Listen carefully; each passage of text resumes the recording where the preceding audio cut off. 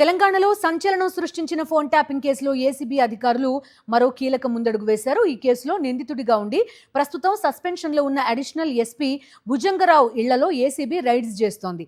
ఆదాయానికి మించిన ఆస్తులు కూడబెట్టారనే పక్కా సమాచారంతో ఏసీబీ అధికారులు ఏకకాలంలో సోదాలు నిర్వహిస్తున్నారు.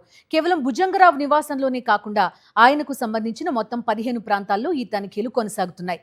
హైదరాబాద్తో పాటు సూర్యాపేటలో భుజంగరావు బంధువుల ఇళ్లలో కూడా ఏసీబీ బృందాలు విస్తృతంగా సోదాలు చేస్తున్నారు.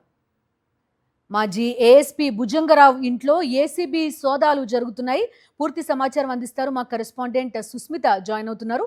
సుస్మిత, చెప్పండి, ఎక్కడెక్కడ ఈ సోదాలు కంటిన్యూ అవుతున్నాయి, ఎందుకు, కారణం ఏంటి, మీ దగ్గర ఉన్న అప్డేట్స్ ఏంటి సుస్మిత?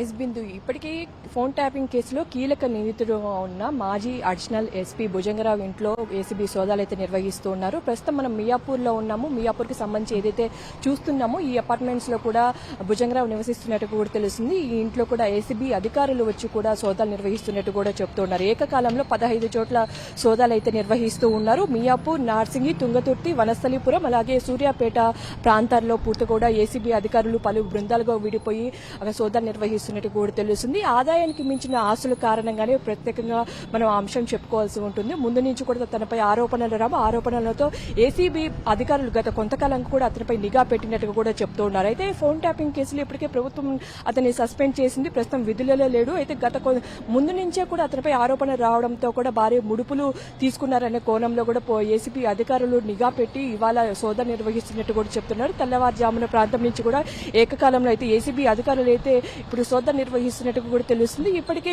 ఎవరైతే ఈ భుజంగరావుకు సంబంధించి అలాగే అతని సమీప బంధువులు ఆయన మామకు సంబంధించి ఇళ్లలో కూడా సోదాలు నిర్వహిస్తున్నట్టుగా కూడా చెప్తున్నారు. అయితే భుజంగరావు సంబంధించి కూడా చాలా మంది బంధువులు ఎవరైతే ఉన్నారో వాళ్ళు కూడా పోలీసు విధులు నిర్వహిస్తున్నట్టు కూడా తెలుస్తుంది. వాళ్ళ ఇళ్లలో కూడా అయితే పోలీసులు ఏసీబీ అధికారులు అయితే రైడ్స్ నిర్వహిస్తున్నట్టు కూడా చెప్తున్నారు. చాలా వరకు బినామీలు ఉన్నట్టుగా కూడా అయితే ఏసీబీ అధికారులు అయితే చెప్తున్న పరిస్థితి అయితే కనిపిస్తుంది. ఈ నేపథ్యంలోనే ఏసీబీ అధికారులు భుజంగరావుపై ఆదాయానికి మించిన ఆస్తులు, కొన్ని కీలక డాక్యుమెంట్స్ కూడా సేకరించినట్టుగా కూడా చెప్తూ ఉన్నారు. చాలా వరకు సాయంత్రం వరకు కూడా ఈ సోదాన్ని నిర్వహించే అవకాశం అయితే కనిపిస్తుంది. ఇప్పటి వరకు కూడా దానికి సంబంధించి కొన్ని డాక్యుమెంట్స్ అయితే తీసుకున్నట్టు కూడా చెప్తున్నారు. సంబంధించి బినామీ వాళ్ళకు సంబంధించి వాళ్ళ ఇళ్లలో కూడా సోదా నిర్వహిస్తున్న నేపథ్యంలో భారీగా బయటపడే అవకాశం, నగదు కానీ డాక్యుమెంట్స్ చాలా వరకు బయటపడే అవకాశం అయితే కనిపిస్తున్నట్టు చెప్తున్నారు.